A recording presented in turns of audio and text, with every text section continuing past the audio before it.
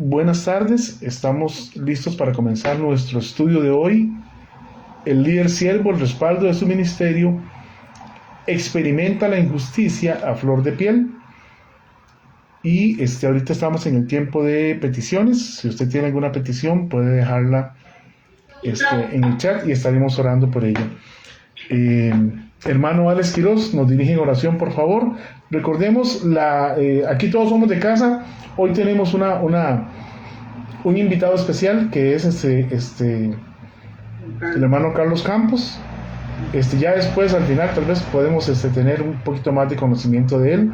Es una persona muy activa empresarialmente y también políticamente. Está luchando por servir mejor a nuestro país y por erradicar algunos casos de corrupción en algunas municipalidades. Él quiere, hasta donde sé, Carlos, estás aspirando a una alcaldía, y de verdad que ojalá que más hijos de Dios puedan llegar a esos puestos y honrar el nombre de Cristo desde ahí. Amén. Don Alex, amén, hermanos. Vamos a orar, tenemos el rostro y cerremos nuestros ojos, si lo tiene bien, y vamos a estar en conexión con nuestro Padre Celestial. Señor amado, gracias te damos en esta hora, Señor, que venimos delante de tu presencia, sabiendo que tú nunca nos desprecias, tú nunca nos rechazas, siempre estás anuente a escuchar nuestras peticiones, y por eso es que venimos a ti, Señor, con toda la confianza del mundo, sabiendo que tú eres nuestro Padre, nosotros somos tus hijos, y esta relación, Dios mío, es gloriosa, es grandiosa, y esa confianza que podemos tener, porque como dice el apóstol San Juan, esta es la confianza que tenemos en ti, que si pedimos alguna cosa conforme a tu voluntad, tú nos oyes. Y sabemos que si pedimos tenemos las peticiones que hayamos hecho, pero conforme a tu santa voluntad, no para nuestra, no a nuestro sentir, no a nuestro antojo, sino a tu sabiduría, a tu soberanía, Señor, porque tú sabes lo que nos conviene y lo que no nos conviene también. Tú conoces, Señor, todas las cosas. Tú eres el alfa y la omega, el principio y el fin, el que era y el que es y el que ha de venir, el Dios Todopoderoso, a quien en esta noche adoramos y glorificamos primeramente y exaltamos tu nombre, magnificamos ese nombre que es sobre todo nombre. Y aunque yo, Señor, no tengo en mi mente exactamente las peticiones que se han dicho en esta noche, tú las conoces, cada una de ellas. Cada una de ellas, Señor, a ti no se te escapa ni un punto, ni una coma, ni una tilde. Todo lo tienes en tu control. Y sí te pido muy especialmente por el hermano que nos visita en esta noche, que pidió por un nietito, que te pido por ese niño en el nombre de Jesucristo. amén. Padre, que lo bendigas y que pongas tu mano poderosa, tu mano sanadora, tu mano gloriosa sobre él, Señor, porque tú amas a los niños. Tú los amas, Señor, con amor inalterable, y te ruego bendigas a ese niño, que no sufra, que no tenga complicaciones, que sea restaurado, que su salud sea restaurada en el nombre de Jesucristo. Amén. Ese es nuestro sentimiento, Señor, en esta noche, y lo pedimos, Señor, conforme a tu voluntad, y no a la nuestra, pero creemos que tú eres el Dios que sanas. Tú eres un Dios que sanas, que no cambias, porque tú eres el mismo de ayer y de hoy, por los siglos de los siglos.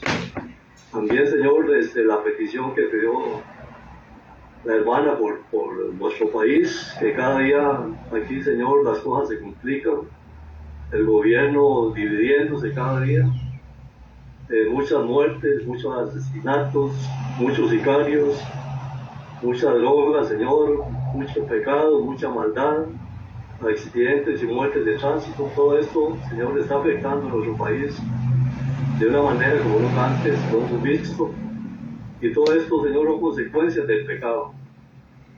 No hay otra respuesta, no hay otra definición. Consecuencias del pecado, consecuencias de haber dado la espalda a ti, Señor, y vivir conforme a nuestras concupiscencias y a nuestros deseos. Porque te pedimos, Señor, perdones nuestra nación, perdona Costa Rica, Señor, y esas personas que están en eminencia, que están bajo autoridad, que son nuestros dirigentes, que están ahí porque tú nos has puesto. Te pedimos toques esos corazones y abran esas mentes y que comiencen a trabajar por el país y a prometerse, a cumplir lo que ellos prometieron también, Señor. En el nombre de Jesucristo, sabemos que la solución no puede ser total, porque el único que puede, Señor, revertir todas las cosas eres tú y únicamente tú, y por eso es que tu iglesia te anhela, tu iglesia te espera. Tu iglesia sabe que solo en el tiempo en que tú vengas a reinar en esta tierra, las cosas cambiarán al 100%. Y esa confianza la tenemos en nuestros corazones. También gracias, Señor, por cada hermano reunido en esta noche. Bendice al hermano Eric. Te ruego, Señor, que la enseñanza que Él nos traiga esta noche sea de mucha bendición. Úsalo bajo la dirección de tu Espíritu Santo.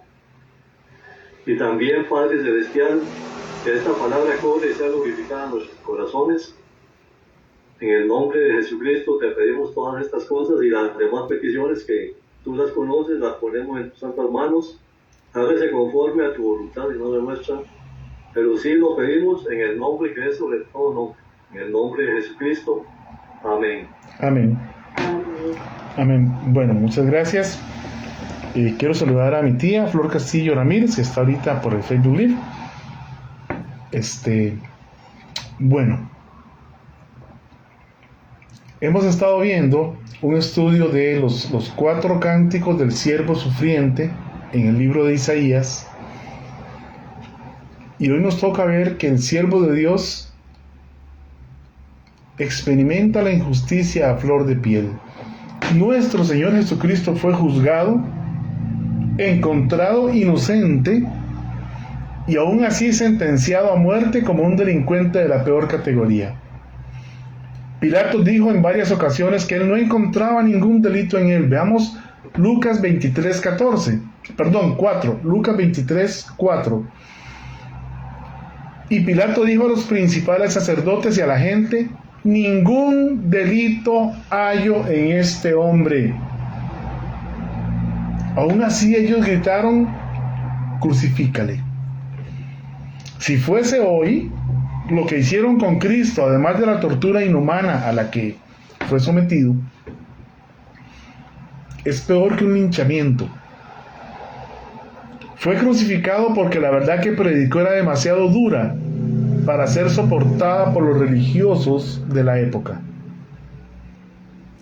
En Hechos 2, 22 y 23, Pedro se dirige a la nación de Israel de esta manera: varones israelitas, oíd estas palabras.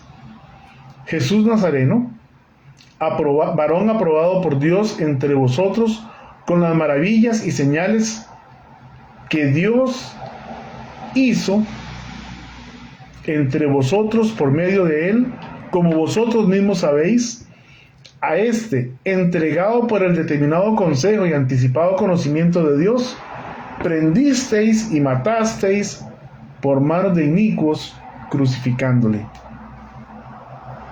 Y es que aunque Jesús nunca pecó, fue considerado pecador. ¿Me explico? Aunque él nunca pecó, fue considerado pecador porque fue crucificado. Y además fue crucificado entre 2 malhechores. Sufrió la muerte más vergonzosa, la que se aplicaba a los enemigos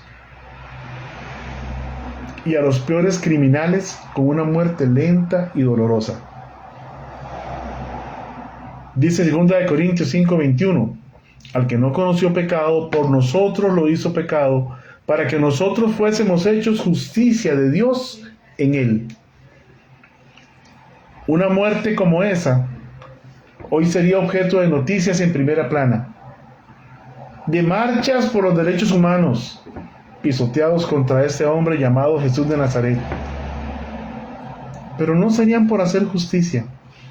El hombre sigue siendo injusto y jamás podrá satisfacer la justicia de Dios. Solo Jesucristo pudo hacerlo. Recuerden que Él dijo que su vida a Él nadie se la quitaba, que Él la ponía voluntariamente, que Él tenía poder para ponerla y tenía poder para volverla a tomar. Aún así, todo lo que sufrió, lo sufrió como humano y no como Dios. No se valió de su poder como Dios para pasar por estas cosas, sino que las hizo como hombre. Dice Hebreos 7, 26 al 28. Hebreos 7, 26 al 28. Porque tal sumo sacerdote nos convenía, santo, inocente, sin mancha, apartado de los pecadores, y hecho más sublime que los cielos, que no tiene necesidad cada día, como aquellos sumos sacerdotes, de ofrecer primero sacrificios por sus propios pecados, y luego por del pueblo, porque esto lo hizo una vez para siempre, ofreciéndose a sí mismo, porque la ley constituye sumos sacerdotes a débiles hombres, pero la palabra del juramento posterior a la ley, al Hijo, hecho perfecto para siempre. Y ahora nos preguntamos, ¿tiene el cristiano derechos o razones para que se le aplique la justicia? ¿Tiene el cristiano derecho a reclamar justicia? Me refiero cuando las cosas están en contra de él. Y me refiero a la vida ministerial, es decir, al servicio que como hijos de Dios debemos dar a los demás. ¿Cuál fue la actitud del Hijo de Dios, de Jesucristo, ante la demostración de odio y la injusticia con que fue tratado? Dice Isaías 53, 7. Angustiado él y afligido, no abrió su boca. Como cordero fue llevado al matadero, y como oveja delante de sus trasquiladores enmudeció y no abrió su boca. Jesús, como hombre, supo confiar en aquel que le había enviado. Supo esperar la justicia que haría Dios mismo y por medio de la cual sería no solo justificado y reivindicado, sino además exaltado hasta lo sumo.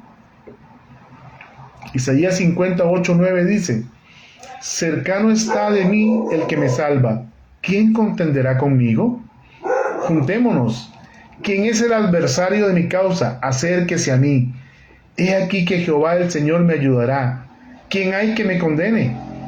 He aquí que todos ellos se envejecerán como ropa de vestir, serán comidos por la polilla. Y en Isaías 53, 8 al 12, hablando de este trago amargo de Cristo en la cruz, dice: por cárcel y por juicio fue quitado, y su generación ¿quién la contará? Porque fue cortado de la tierra de los vivientes, y por la rebelión de mi pueblo fue herido. Y se dispuso con los impíos su sepultura, mas con los ricos fue en su muerte. Y aunque nunca hizo maldad, ni hubo engaño en su boca, con todo eso Jehová quiso quebrantarlo, sujetándole a padecimiento. Cuando haya puesto su vida en expiación por el pecado, verá linaje, vivirá por largos días, y la voluntad de Jehová será en su mano prosperada. Verá el fruto de su aflicción, de la aflicción de su alma, verá el fruto de la aflicción de su alma, y quedará satisfecho. Por su conocimiento justificará mi siervo justo a muchos, y llevará las iniquidades de ellos. Por tanto, yo le daré parte con los grandes, y con los fuertes repartirá despojos, por cuanto derramó su vida hasta la muerte. Y fue contado con los pecadores, habiendo él llevado el pecado de muchos y orado por los transgresores. Esta es la justicia de Dios. A él nada se le pasa. Nada está fuera de su control. Nosotros necesitamos aprender a ver las cosas como lo hizo nuestro Señor Jesucristo. Debemos aprender a confiar en Dios y entender que la venganza es de Él, no nuestra. como nos dice Romanos 12:19. No os venguéis vosotros mismos, amados míos, sino dejad lugar a la ira de Dios, porque escrito está: mía es la venganza, yo pagaré, dice el Señor.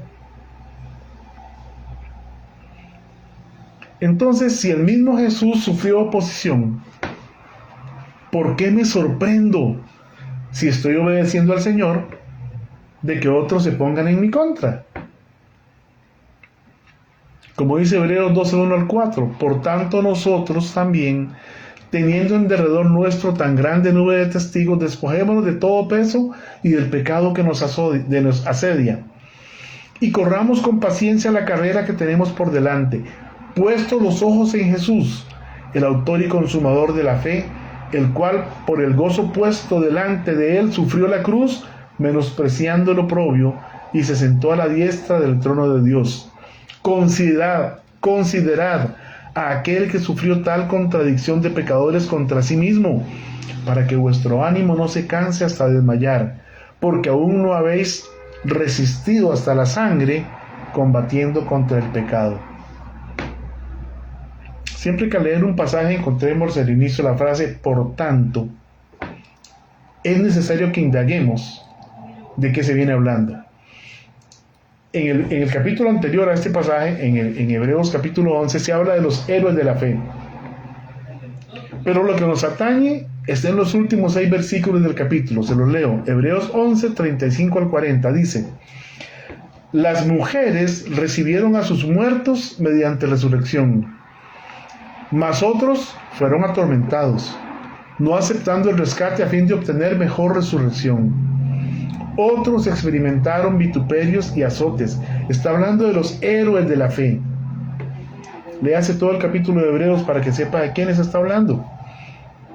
Y además de esto, prisiones y cárceles. Fueron apedreados, aserrados, puestos a prueba, muertos a filo de espada, anduvieron de acá para allá cubiertos de pieles de ovejas y de cabras, pobres, angustiados, maltratados, de los cuales el mundo no era digno, errando por los desiertos, por los montes, por las cuevas y por las cavernas de la tierra. Y todos estos, aunque alcanzaron buen testimonio mediante la fe, no recibieron lo prometido,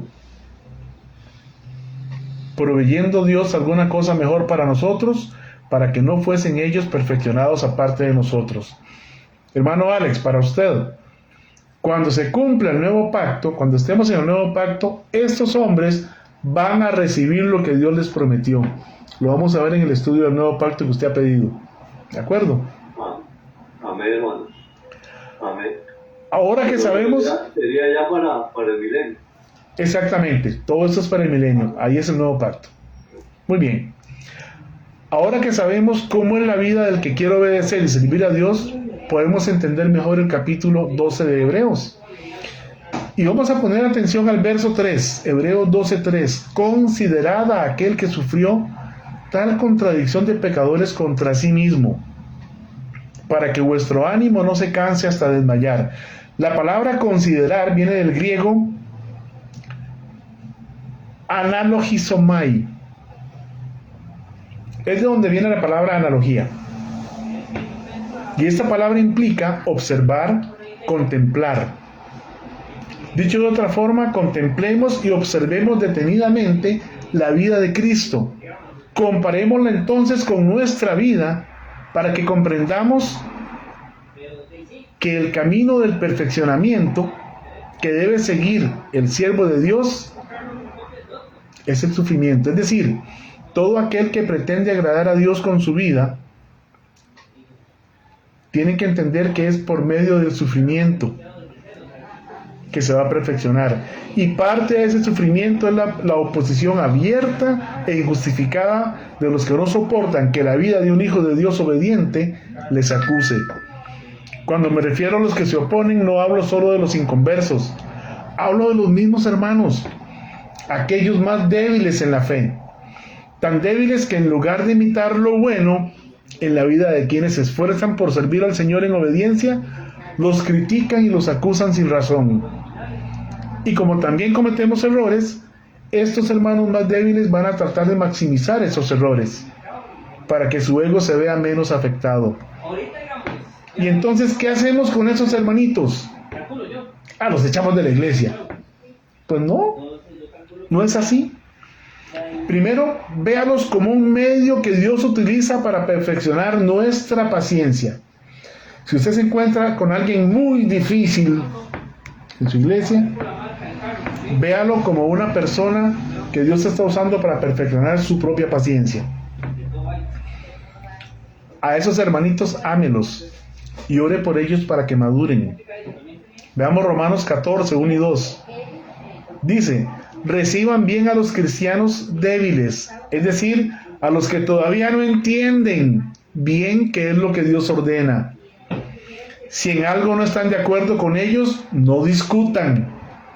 Por ejemplo, hay quienes se sienten fuertes y creen que está bien comer de todo, mientras que los débiles solo comen verduras. Estamos hablando de Romanos, estoy en este pasaje lo quise poner en versión traducción del lenguaje actual. Y lo que está hablando Pablo es que recuerde que había conflicto en si comían carne o no comían carne, porque en las carnicerías se vendía la carne que se sacrificaba a los ídolos.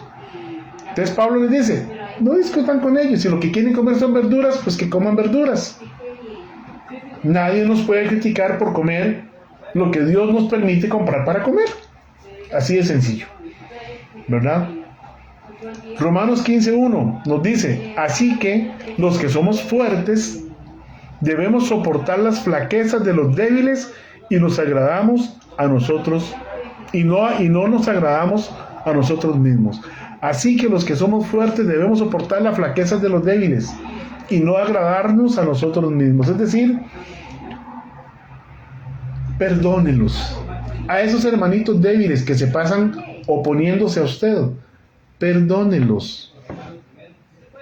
Pues nosotros mismos ofendemos muchas veces a nuestro Dios y Él no nos cierra las puertas, ¿cierto? Conforme a 1 Juan 1:9, vamos, pedimos perdón y somos perdonados. ¿Qué nos dice Colosenses 3, 12 al 13? Colosenses 3, 12 y 13. Nos dice: vestidos pues como escogidos de Dios, santos y amados, de entrañable misericordia, de benignidad, de humildad, de mansedumbre, de paciencia, soportándoos unos a otros y perdonándoos unos a otros, si alguno tuviere queja contra otro. De la manera que Cristo os perdonó, así también hacedlo vosotros. ¿Y sabe cómo nos perdonó Cristo? Incondicionalmente. Así nos perdonó Cristo. Y nos perdonó por completo. Así que, hermanos, si estamos sirviendo en cualquier campo, siempre va a haber quien se nos oponga. Siempre va a haber quien pretenda desacreditarnos.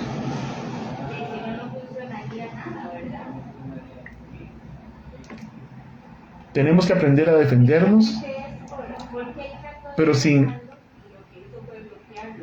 lastimar, sin humillar al ofensor, sino mostrándole el amor de Dios.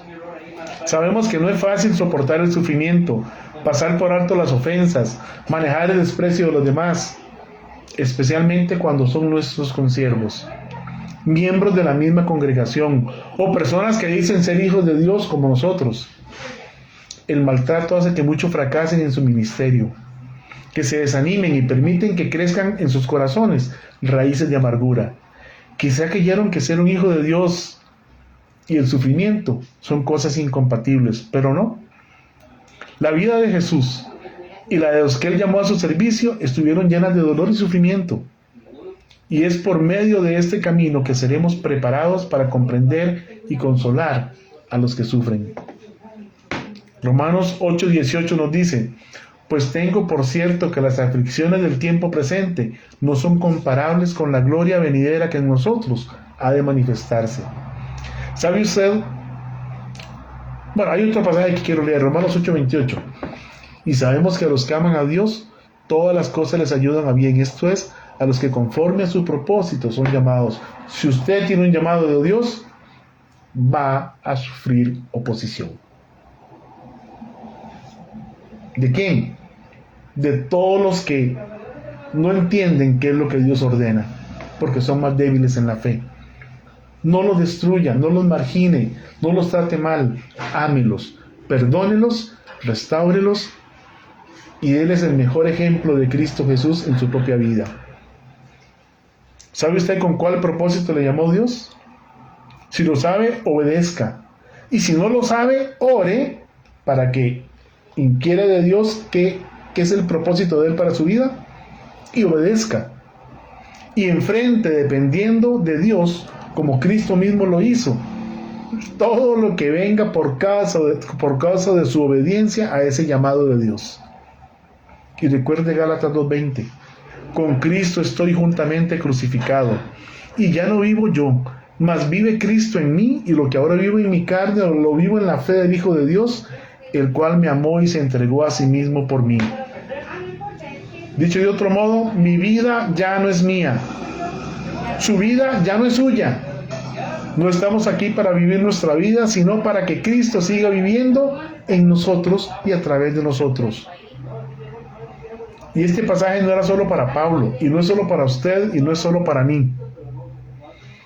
Debemos comprender que estamos crucificados no solamente para otros, sino también con otros que han decidido seguir a Cristo por medio del arrepentimiento y por lo tanto en el sufrimiento.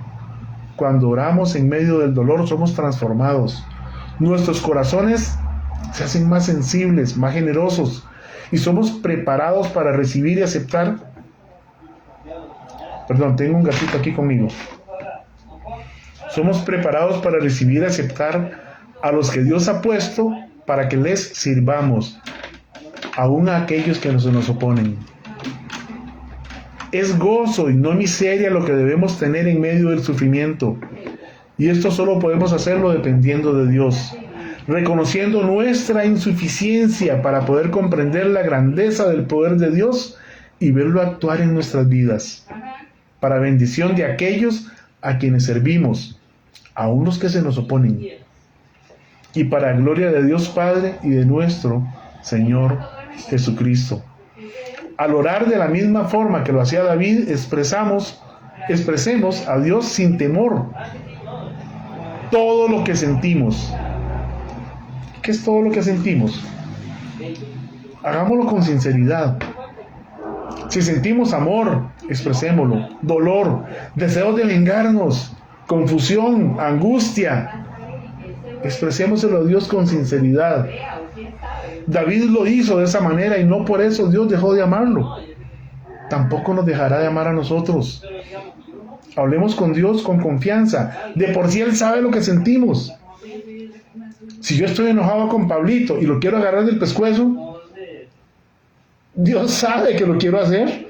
Así que mejor se lo digo a Dios.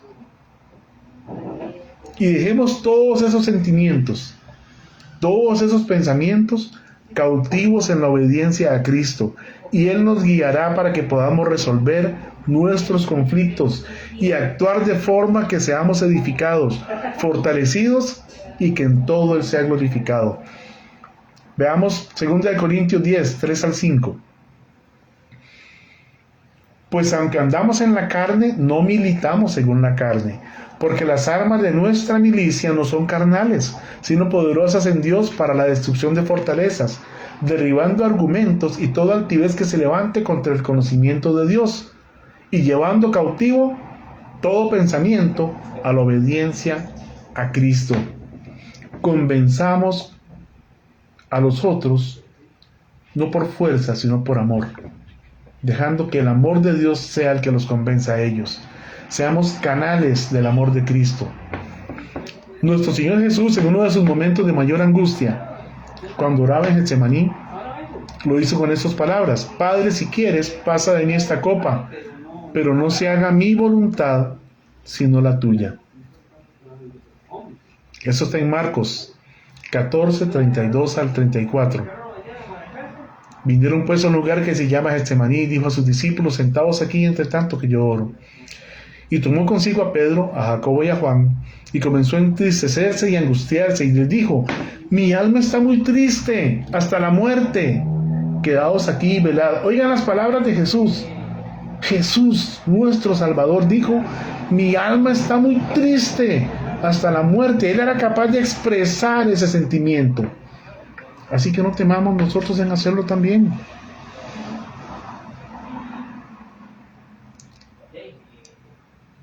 Quedaos aquí, velad. Y yéndose un poco adelante, se postró en tierra. Cuando dice se postró, es que puso su rostro contra la tierra, completamente. Y oró que si fuese posible pasase de él aquella copa, y decía: Abba Padre, papi, papito, todas las cosas son posibles para ti. Aparta de mí esta copa, mas no lo que yo quiero, sino lo que tú. Entonces no tengamos miedo de expresar a Dios lo que sentimos, tal y como lo sentimos. Nuestros sentimientos en sí mismos no son ni buenos ni malos. Lo que importa es lo que hacemos con ellos. Démoselos a Dios y que sea Él el que los controle. Así que no voy a agarrar por el cuello a Pablito, ¿verdad? Aunque me den ganas de hacerlo, no lo voy a hacer. Le voy a contar a Dios que Pablito me sacó de mis casillas y que me hizo enojar mucho y que tengo ganas de ahorcarlo. Pero le voy a pedir a Dios que me dé suficiente amor para perdonarlo. Y ahora que llegue a Costa Rica, yo lo voy a recibir en el aeropuerto. Muy bien. Además, entendamos algo. Dios no necesita que le digamos lo que sentimos o lo que queremos. Dios no lo necesita. Él ya lo sabe. La oración no es Dios quien la necesita. Él nos manda a orar porque sabe que eso es bueno para nosotros. Y en recompensa y estímulo, da respuesta a nuestras oraciones. La oración es la mejor forma de aliviar el peso del dolor y el sufrimiento en nuestras vidas. No es la venganza, no es el rencor, no es el odio. Eso nos enferma más todavía. Es entregarle todo eso a Dios y dejar que sea Él quien haga justicia. Si Cristo necesitaba orar frecuentemente a su Padre, ¿cuánto más nosotros? Él puede entendernos cuando sufrimos porque Él sufrió, y puede entendernos cuando somos tentados porque Él también fue tentado en todo, pero sin pecado. Dice Hebreos 4:15, porque no tenemos un sumo sacerdote que no pueda compadecerse de nuestras debilidades, sino uno que fue tentado en todo según nuestra semejanza, pero sin pecado. Toda prueba que podamos pasar y superar de la mano del Señor nos capacita para ayudar a otros a pasar sus pruebas y para consolarles y fortalecerles cuando el sufrimiento les debilite. El mandato que tenemos en Romanos 12:15, gozaos con los que se gozan, llorad con los que lloran. Solo podemos cumplirlo si primero aprendemos en la escuela de nuestro propio dolor. Ahora bien, ser compasivos y empáticos con el que sufre no significa que debamos quedarnos sin hacer nada ante las injusticias que vemos. Si hay corrupción, denúnciela. Y si puede hacer algo para evitarla, hágalo. Pero en justicia, no con ira, no con odio, no con venganza. Conforme maduramos espiritualmente, llega también la habilidad de discernir entre las pruebas que son parte de la vida en obediencia a Cristo y las acciones incorrectas que tienen consecuencias y que demandan corrección.